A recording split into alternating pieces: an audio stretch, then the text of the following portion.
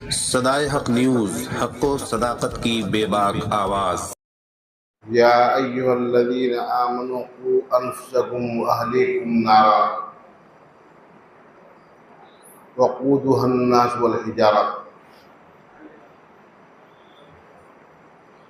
सदक़ल्लाहुल अज़ीम।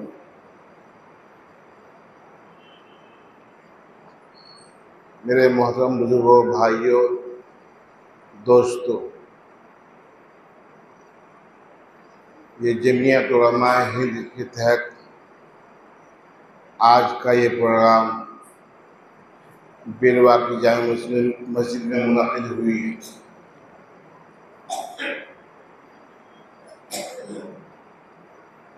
अभी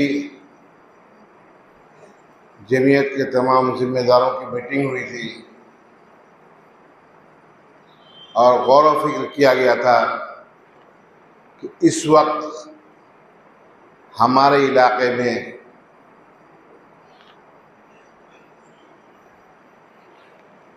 कौन से फितने जन्म ले रहे हैं और उन फितनों पर कैसे रोकथाम किया जाएगा।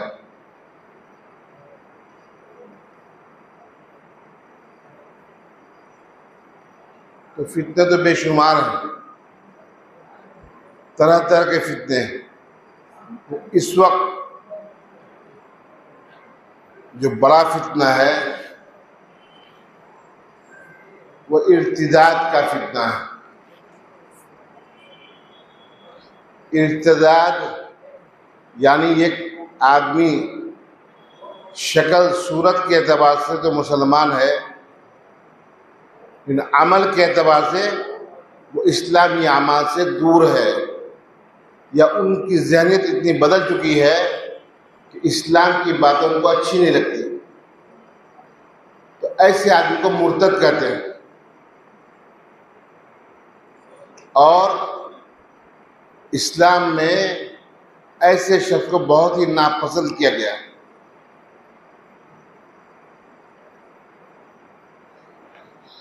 तो ये तो इर्तिदाद है ज़हनी फिक्री, ये भी बहुत बड़ा वबा है। हमारे ऐसे बेशुमार नौजवान हैं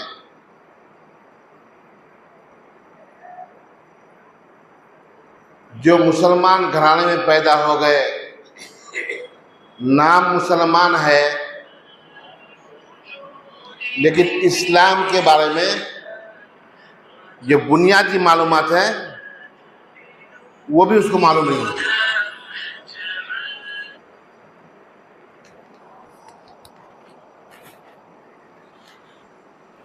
अभी मेरे ज़हन में एक बात थी कि सब तो मुसलमान हैं, तो हमारे इलाके में जब निकाह पढ़ाते हैं तो निकाह पढ़ाने से पहले मौलवी साहब जो कहते हैं कि पढ़िए ला इलाहा इल्लल्लाह मुहम्मद रसूलुल्लाह, दूसरा कलमा शहादत अशहदु अल्ला इलाहा इल्लल्लाह, ये कलमा पढ़ाते हैं। ईमान मुफस्सल, ईमान मुजमल पढ़ाने की गुंजाइश है, लेकिन जरूरी नहीं। निकाह का ताल्लुक उससे नहीं है। लेकिन अभी चंद महीना कबल मेरे जहन में ये बात आई कि मैं ना पढ़ा करके नौशा में ऐसे कलमा सुन लो। तो 2-3 जगह जो मैंने कहा कि आप कलमा सुना दिए तो मुस्कुराने लगे। कलमा सुना दिए, अब वो खामोश, वो कलमा नहीं पढ़ पाया, फिर मुझे पढ़ाना पड़ा। अब उससे पहले ईजाद के लिए उनकी अहलिया के पास गया था। उनकी अहलिया जिससे निकाह होना था वो शायद मकतब में पढ़ी थी। उनसे भी मैंने कहा बेटा तुम कलमा सुना, फरफरोख से कलमा सुना दिया। तो उसकी भी पढ़ी लिखी और शौर जाहिल था, ऐसा जाहिल कि पहला कलमा भी आता है। कलमा का याद होना, तलफ़्फ़ुज़ का सही होना और उसके मानी का समझना और उसके मानी का दिल में यकीन होना ईमान का हिस्सा है।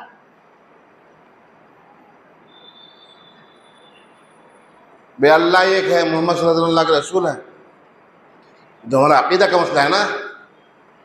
अगर अकीदा ही दुरुस्त नहीं होगा, अकीदा का इल्म नहीं होगा, तो फिर काहे का मुसलमान है वो? तो बहुत ही गंभीर मसला है। तो जो नौजवान बच्चे हैं, जो बचपन से बाहर निकल गए कामकाज के लिए, या इंग्लिश मीडियम स्कूल में निकल गए और उनके घर का माहौल दीनदार नहीं था, तो दुनियावी एतबार से तो बड़े ऊंचे पैमाने में पहुंच गए, लेकिन इस्लाम की जरा सी खुशबू भी उसके अंदर मौजूद नहीं है। मुसलमान किसको कहते हैं, इस्लामी अकायद क्या है, तो ये तरह तरह के मसाइल हैं। बहुत से बच्चों को नबी पाक सल्लल्लाहु अलैहि वसल्लम का नाम मालूम नहीं है कि हमारा आखिरी नबी कौन है, उनका नाम क्या है।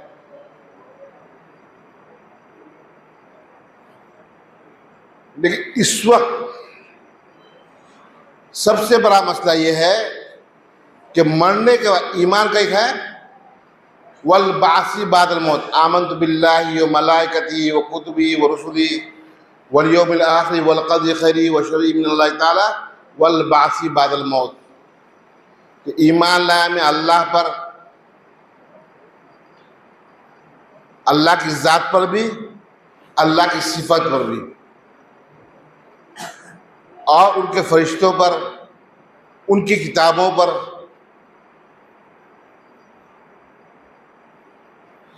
चार किताब मशहूर हैं, तौरात है, ज़बूर है, इंजील है, कुरान है। इन किताबों पर भी इजमाली ईमान ज़रूरी है। और आखिरत के दिन यानी हम सब मर जाएंगे, तमाम इंसान खड़ा होंगे और अव्वलिन व सबको एक जगह जमा किया जाएगा, वहाँ हिसाब किताब होगा। उस पर यकीन, तकदीर पर कि तकदीर बरहक है, इसमें भी बड़ी कमजोरी है। अच्छे अच्छे दीनदार लोग जिनका उलमा से ताल्लुक़ है, दीनी मजालिस से ताल्लुकात है, दीनी माहौल में उठते बैठते, उनकी ज़बान से ऐसे ऐसे जुमले निकल जाते हैं कि फ़िक़ा के एतबार से उनके ईमान का मसला आ जाता है। अब अभी मकई का ज़माना था, बहुत जिद्दोजहद करके रोड में मकई बिछाया। अब बिछा के तैयार हुआ, अचानक बादल आया, बरसना शुरू हो गया। अब गुस्सा में कह दिया क्या अल्लाह अल्लाह काना हो गया, देखवा नहीं पा रहे, आले में कल दिनों और पानी में चलो लो। तो अल्लाह के बारे में ये जुमला निकलना कि अल्लाह काना हो गया, वो देखता नहीं है, ये तो अकीदा सही नहीं ना। लेकिन हम लोग के ज़बान से निकल जाता है। अगर हमारे मिजाज का कोई खिलाफ हुआ तो फौरन अल्लाह को दोष दे देते हैं। तो इसको भी सीखना है, इसको भी जिंदगी के अमली एतबार से को शामिल करना है। वल बासी बादल मौत, मरने के बाद हम लोग को उठाया जाएगा और हमारे आमाल के हिसाब से, अगर आमाल अच्छे होंगे तो अच्छी जगह रखी जाएगी, और अगर आमाल बुरे होंगे तो बुरा जगह मुंतकिल कर दिया जाएगा। अच्छी जगह का नाम जन्नत है और बुरी जगह का नाम जहन्नम है। जन्नत भी बरहक है और जहन्नम भी बरहक है। इस यकीन को हमने अपने बच्चों के अंदर दाखिल नहीं किया। जन्नत में जाने के लिए पहली शर्त है ईमान। ईमान अगर होगा तो इंसान किसी न किसी सूरत में कभी ना कभी जरूर जन्नत में जाएगा। अगर ईमान ही गायब हो गया तो फिर जन्नत में दाखिला उसका नहीं होगा। आजकल जो इलाके में, हर गांव में, हमारे गांव में, आपके गांव में, आपके ताल्लुकात में ये मसला चल पड़ा है कि मुसलमान की बच्ची हरिजन के यहाँ है, चमार का बेटा मुसलमान की बेटी को लेकर भाग गया है, कोई चावला था उसके साथ किसी की बच्ची फिरार हो गई है, वो गैर मुस्लिम था। हर इलाके में सर्वे करने से मिल जाएगा। हमारा ईमान इतना कमजोर हो गया है, ईमान का आला मयार, आला हिस्सा यह है कि अगर तुम्हारे सामने कोई बुराई हो तो तुम अपनी ताकत से उसको रोको, और अगर इतनी ताकत नहीं है कि ताकत का इस्तेमाल कर सको तो जबान से उसको रोको, और ये भी नहीं हो रहा है तो दिल से उसको बुरा समझो। और ये ईमान का इंतहाई अदना दर्जा है, ये मयारी वाला ईमान नहीं है। अभी इलाके में बड़े बासुख वाले लोग हैं, बड़े बड़े मसाइल हल करते हैं, लेकिन किसी की बच्ची ईमान से हाथ धो बैठे या गांव के अंदर, मोहल्ले के अंदर कोई इस तरह का वाकया पेश आ गया तो बड़े बड़े लोग इसमें आना ही नहीं चाहते। अगर उसके अंदर कोई दुनियावी नफा हो तो बहुत लोग शरीक हो जाएंगे पंचायती में, और अगर पंचायती में पंचायत करने के बाद कुछ माल मटेरियल मिलने वाला हो तो बड़े बड़े नेता लोग उसमें मशवरा देंगे, ऐसा फंड दाखिल करो, ये दाखिल करो तो बेटा फंसेगा, और फिर अपने से पैसा देगा ताकि मध्यमवर्ग को मजबूर किया जाए। और तो पैसा, मादियत हमारी निगाह के अंदर है। ये एक बच्चा जिसको अल्लाह ने अपने फضل से बगैर मुतालबा के, बगैर चॉइस के मुसलमान घराने में पैदा हुआ, माँ भी मुसलमान, बाप भी मुसलमान, वो बच्चा भी मुसलमान, और उसी माहौल में उसको तरबियत भी मिली।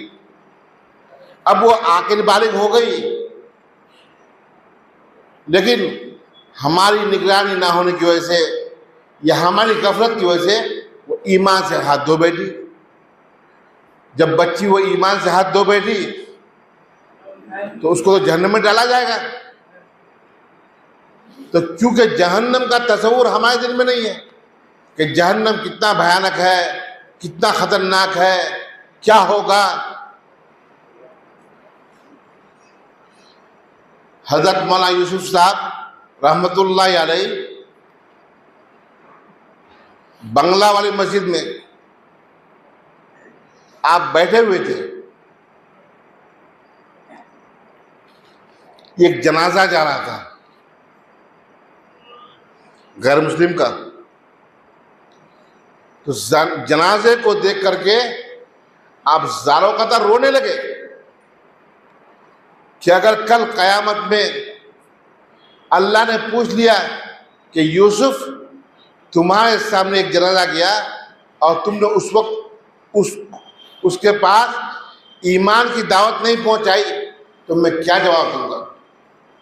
ये गैर ईमान वाला बगैर ईमान के दुनिया से जा रहा है तो हमारा अकाबिर को रोना आता है, वो रोते हैं कि अल्लाह के सामने क्या जवाब देंगे।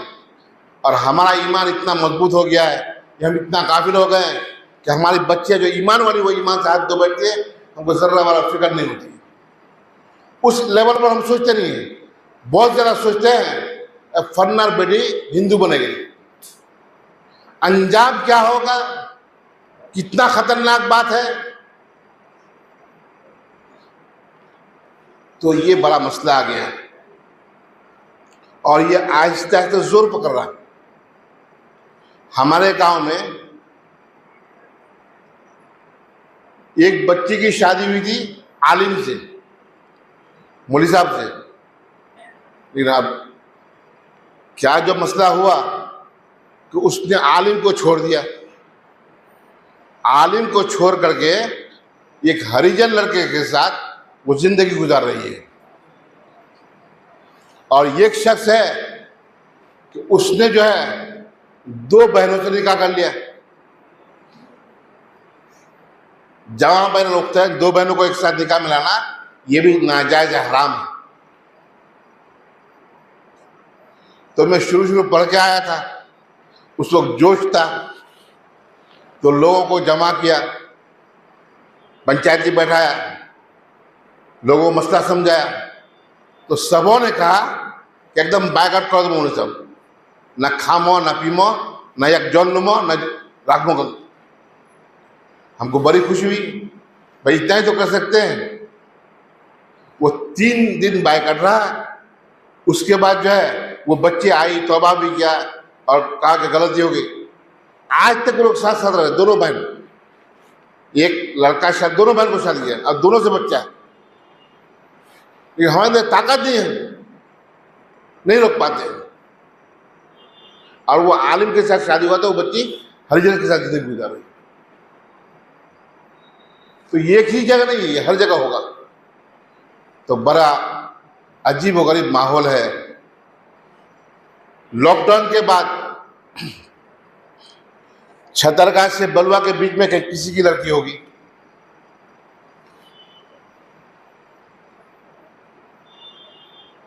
तो वो बच्ची कहाँ चली गई थी। फिर वो धंधोला आया और वो हिंदू लड़का था, तो वहाँ के जिम्मेदार, जो जमात के जिम्मेदार थे, वो मेरे पास आए कि मौलाना साहब इसको कलमा पढ़ाना है। तो मैंने कलमा पढ़ाया, लेकिन कलमा से पहले जो कारगुजारी लिया गया, तो बच्ची ने बताया कि मैं ट्यूशन पढ़ने के लिए किशनगंज जाती थी और ये मेरे सर थे, जाना आना जब मुसलसल हुआ तो दिल से मिल गया। जैसे मेरे माँ बाप को मालूम हुआ तो फौरन मेरे माँ बाप ने मेरे लिए रिश्ते का इंतजाम किया। लेकिन मुझे इस लड़के से इतनी मोहब्बत हो गई थी कि मैंने माँ बाप को ठुकरा दिया। इज्जत बची रहे, उसके बाप ने बहुत जल्दी शादी का भी इंतजाम कर लिया कि जल्दी शादी कर देना ताकि बच्ची बच जाए।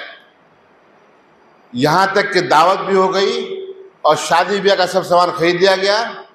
जिस दिन बारात आएगी उससे पहली रात को बच्ची भाग गई, उस हिंदू लड़के के साथ फिरार हो गई। अब सोच सकते कि माँ बाप पर कैसा भार गुजरा होगा कि सुबह बारात आ रही है और शाम को बच्ची गायब हो गई। 3 साल के बाद वो बच्ची लौटी थी, एक बच्चा भी उसके गोद में था। तो मैंने उस हिंदू लड़के को कलमा पढ़ाया, ईमान लेके आया। धनता वालों ने उनके लिए रहने का इंतजाम भी कर दिया घर का। बच्ची को मैंने पूछा कि बेटा तुमने कुछ पढ़ा है? कि हाँ मैंने कहा मैं पढ़ी लिखी हूँ, स्कूल में इतना क्लास तक पढ़ी हूँ, आइए क्या बता रही थी, और मदरसे में इतना पढ़ी हूँ।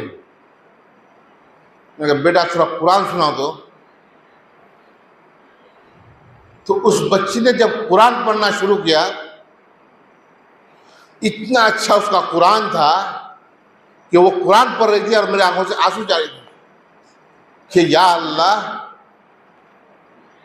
कहाँ हम लोग हैं कि कुरान पढ़ने वाली बच्ची जिसके सीने के अंदर कुरान महफूज है, ज़बान याद है, वो आज दीन से दूर हो रही है, इस्लाम से दूर हो रही है।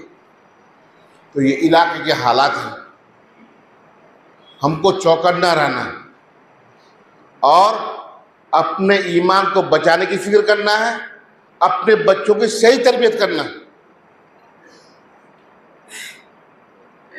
बच्चा पैदा करना, उसका अच्छा नाम रखना, उसकी अच्छी तरबियत करना, ये सब बाप की जिम्मेदारी है। कुल्लुकुम राई वो कुल्लुकुम मसऊलुन अन रइयती, तुम में से हर एक जिम्मेदार है और हर जिम्मेदार से मातहतों के बारे में सवाल किया जाएगा। सदाए हक न्यूज, हक व सदाकत की बेबाक आवाज। अगर आपने अब तक हमारा चैनल सब्सक्राइब नहीं किया है तो सब्सक्राइब करने के साथ घंटी के निशान को भी फ़आल कर दीजिए। शुक्रिया।